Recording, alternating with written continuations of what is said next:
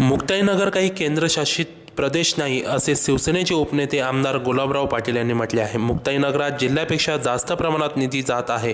150 करोड MSEBला जिल्ह्यासाठी मंजूर झाले, मात्र एकट्या मुक्ताईनगरसाठी 50 करोड देण्यात आले। मोठ्या प्रमाणात योजनांचा लाभ देखील मुक्ताईनगरासाठी वापरण्यात येत आहे, असा घणाघाती आरोप शिवसेनेचे उपनेते आमदार गुलाबराव पाटील यांनी केलेला आहे। जळगाव शहराचे आमदार राजूमामा भोळे यांना 25 करोड निधी मंजूर झाला आहे, मात्र तरी सुद्धा पालकमंत्री म्हणतात मला विचारल्याशिवाय खड्डे बुजू नये असे नाव न घेता आमदार गुलाबराव पाटील यांनी आमदार खडसे यांच्यावर आरोप केला आहे।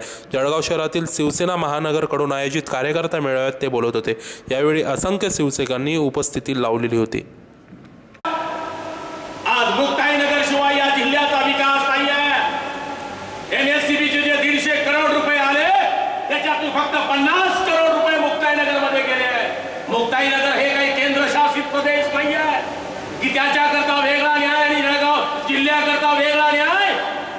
असं जर चालत राहिलं तर भारतीय जनता पार्टीच्या आमदारांच्या मतदारसंघावर सुद्धा अन्याय आहे।